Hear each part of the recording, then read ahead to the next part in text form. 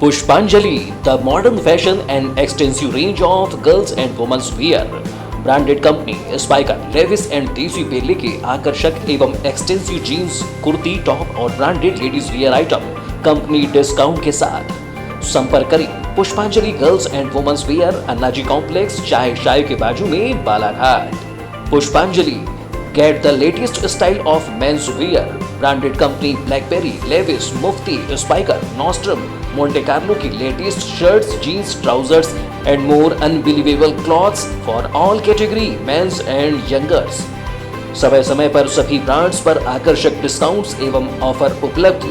संपर्क करें पुष्पांजलि मेंस वियर, हनुमान चौक, बालाघाट।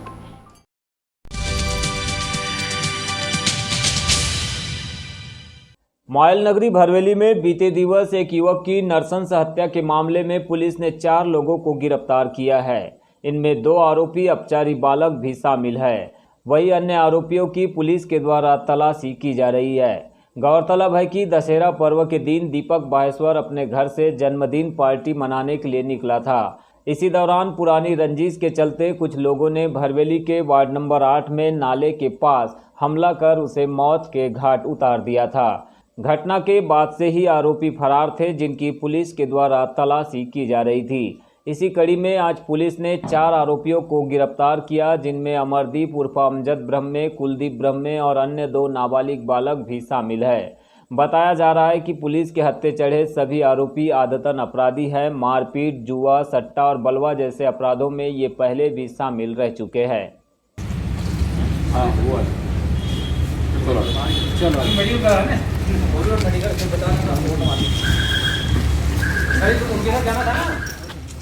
की घटना है। दीपक बाहेश्वर नाम का एक युवक था। इस पे सूचना मिली थी, कुछ लोगों ने चाकू से हमला करके, वैसे मतलब किसी धारदार हथियार से हमला करके इसकी हत्या कारित कर दी। तो मामले की विवेचना की जा रही थी। तो घर वालों ने भी संदेह व्यक्त किया था कि कुछ लोग हैं जिनसे पुरानी रंजिश थी इसकी, और धमकी भी दिए थे पहले कभी कि इसको मतलब मार सकते हैं। तो हमने जब विवेचना प्रारंभ की तो हमें प्रथम दृष्टया कुछ आरोपी हैं, उनके खिलाफ सबूत मिले हैं। तो हमने उन्हें प्रथम उसमें गिरफ्तार करके न्यायालय भेजा है। रंजिश क्या बात है? रंजिश इनके बीच काफ़ी समय से लड़ाई झगड़ा मारपीट इसी तरीके की चल रही थी। मतलब ऐसा कोई पारिवारिक विवाद नहीं है, बस क्षेत्र में जैसे कुछ लड़के होते हैं, कभी किसी से झगड़ा हो गया, इस टाइप का इनके बीच काफ़ी समय से झगड़े चल रहे थे।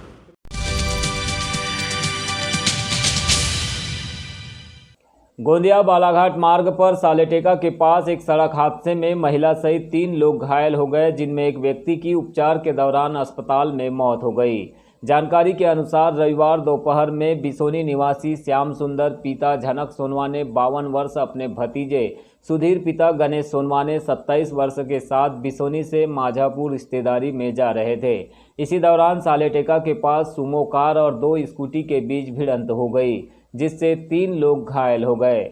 जहां लोगों की मदद से 2 घायलों को उपचार के लिए एम्बुलेंस की मदद से जिला अस्पताल भिजवाया गया। इस दौरान श्याम सुंदर की मौत हो गई है और सुधीर को प्राथमिक उपचार के बाद गोंदिया रिफर किया गया।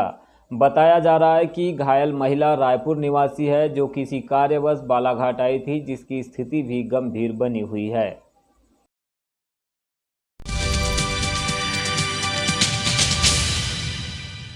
शिक्षक पात्रता परीक्षा 2018 के 5,670 पदों पर सरकार ने आखिरकार नियुक्ति कर दी है, जबकि अभी भी 51,000 पद रिक्त है। प्रदेश सहित बालाघाट के युवा लगातार सरकार से शिक्षक भर्ती परीक्षा में विभिन्न विषयों के रिक्त पदों की वृद्धि को लेकर मांग कर रहे हैं, लेकिन सरकार के द्वारा लंबे समय से शिक्षकों की भर्ती नहीं कराई जा रही है।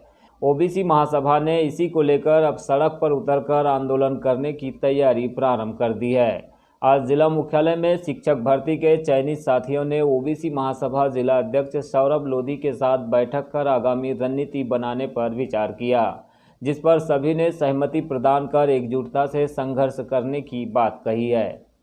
मध्य प्रदेश में ओबीसी महासभा जिस प्रकार से चयनित शिक्षक संघ के साथ में खड़ी थी, उसी तरीके से आने वाले समय में सड़क से लेके हर तरीके से इनके साथ में लड़ाई लड़ने को तैयार है। आने वाली 22 तारीख को पदोन्नति की मांग करने वाले साथी भोपाल में एक सांकेतिक धरना प्रदर्शन कर रहे हैं। अब 22 तारीख के बाद में अगर इनकी मांगों पर सरकार विचार नहीं करती है और इनकी मांग पूरी नहीं करती है तो 22 तारीख के बाद में उग्र आंदोलन किया जाएगा। और आपको बता दें कि जो मध्य प्रदेश के 4 जगह में उपचुनाव हो रहे वहाँ पे भी ये पदवृद्धि के साथ ही ओबीसी महासभा के साथ मिलकर भाजपा पार्टी को हराने का काम करें।